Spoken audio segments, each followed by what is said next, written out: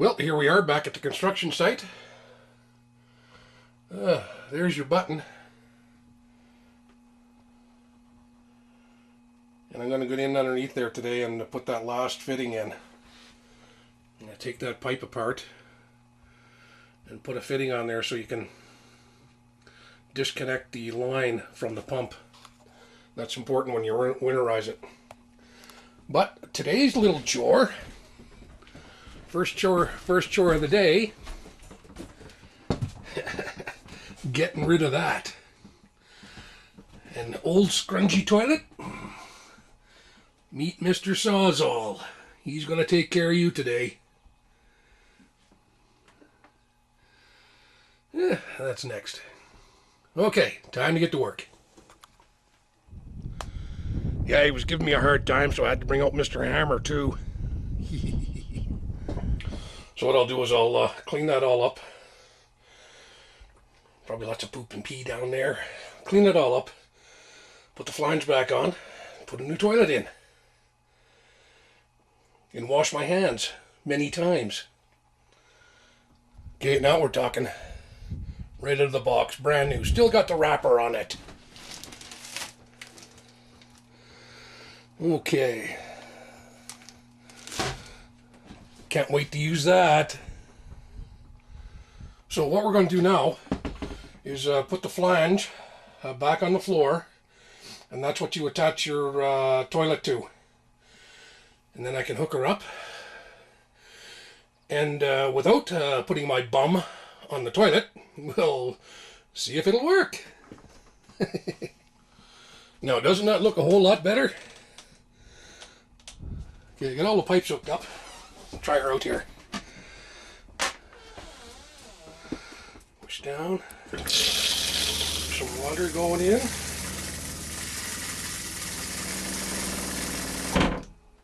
Water's off.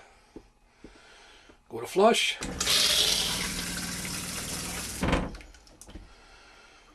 Whew, amazing. I'm very tempted to use that, but I won't. Okay. Let's work on that ugly looking sink. Okay, so now that the toilet's in, go back to the bathroom sink project here, and I've taken it apart. I'm going to take it out to the workbench, and I'm going to cut all that back and then router it and then reinstall it. Hopefully it still works. Okay, so it's all trimmed up. I got a coat of trim clad on there. We'll let it dry and we'll be ready to put it all back together. All for the cost of a haircut. Okay, so there's the tops back in. Like I said, trim that up, routed around the edges, and I put some screws in there, a little lick of paint. Back in business. Toilet's looking good, working great. Not to worry, no bums have sat here. I'm just going to get that clip and clip that pipe in, and we're good to go. So while I was waiting for the paint to dry, I got my handy little scraper out here, and I scraped down as best I could the stovetop here. It's actually not looking too bad now. Probably just give it a wipe out with a warm soapy rag. But all the garbage is out of there. Anyway, that's what I did while I was waiting for the paint to dry. So here's kind of the next project. This is right up front by the front window. And you can see all this laminate. All this laminate has buckled up all the way across here. And that was from the lack of caulking on the outside of the trailer, so the water got underneath this and buckled it up. What I'm going to suggest is I'll just pull all this laminate top off here. You can see there's a hole down there. You probably can't see it very well. what I'll do with this, now that we know everything's going to be dry, is I'll take that front off, that front edge, cut a couple of strips of plywood, and just nail the plywood down to cover all that mess up, and then put another little front edge on the plywood, and then hey, lick of paint. I guess that used to be a 12 volt outlet for a TV, but there is a 110 outlet just above there. So you've got a shelf here, you could probably put a TV or a radio or something on. But anyway, that's the next project. I don't know if I'll get around to it this weekend, but got all the plywood, got lots of plywood out here, so no worries there. And that should be pretty much the last handyman construction job, and the rest of it pretty much get a big bucket of warm soapy water out and wash everything down. Throw a coat of paint on some stuff, good to go. I'm going to show you what I found here. This is a roll of map tack that was in the back closet. Looks like someone else is probably one of the previous owners is probably planning to do something with this, but I don't know. It's kind of a bright color. You might be able to use it somewhere in here. Now, it looks like a pretty big roll, and you know, I don't know, cover up some ugliness. Anyway, beer time. Yeah, so like I said in my text, Sarah, we're having some problems with the 12 volt side of the house, and you can see just what a kind of a dog's breakfast it is down in here. It's been spliced and cut into, and all kinds of stupid things done. And the mysterious thing about you know, the wiring in a trailer, it's wired. You know, it's wired for all the outside lights and the signals and the brakes and all that. It's also wired to charge the 12 volt battery while the vehicle's hooked up to it. And it's also designed so that when you're plugged into 110 power, the rectifier should be charging the battery and supplying 12 volt power to the rest of the trailer. And this isn't. I don't know what happened. You know, yesterday, just finishing up the plumbing, I went to turn the light on, lights wouldn't come on. So I'm kind of thinking that, you know, the easiest thing to do is just to cut all this out and start again. And it's not a hard job. You know, and really when you think about it,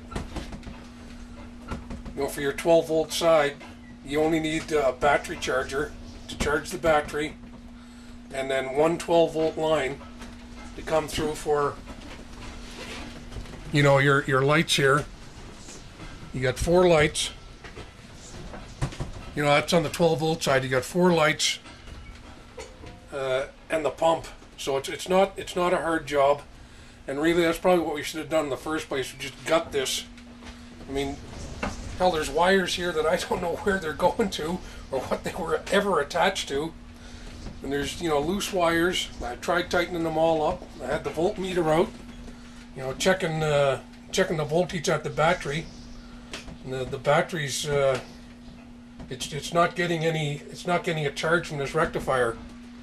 So I think what's going to happen here, I'll probably go into town, not today, but for our next trip out.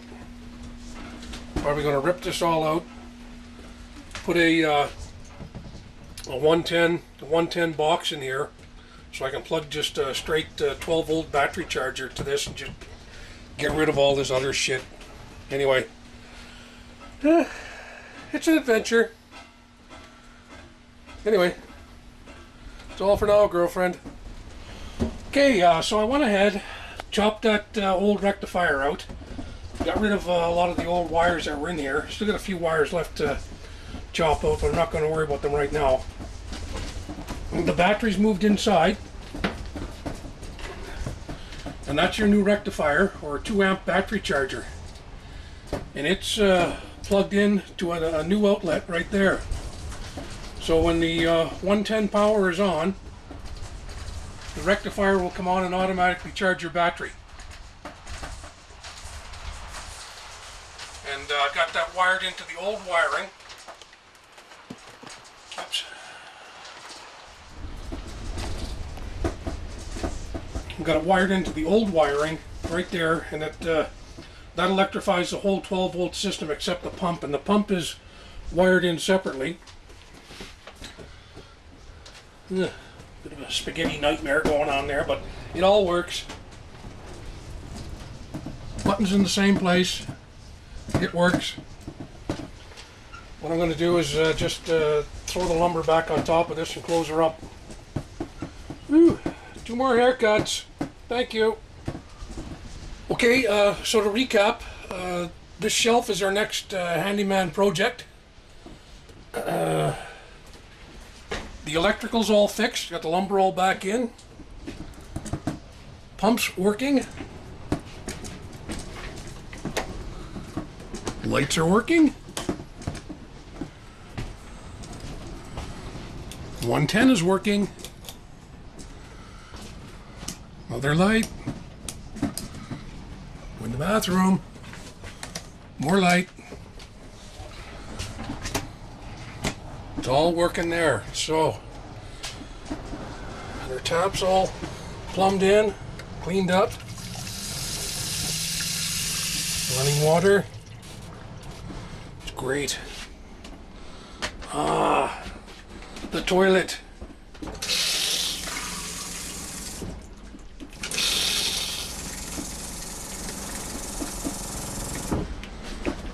Everything's working good.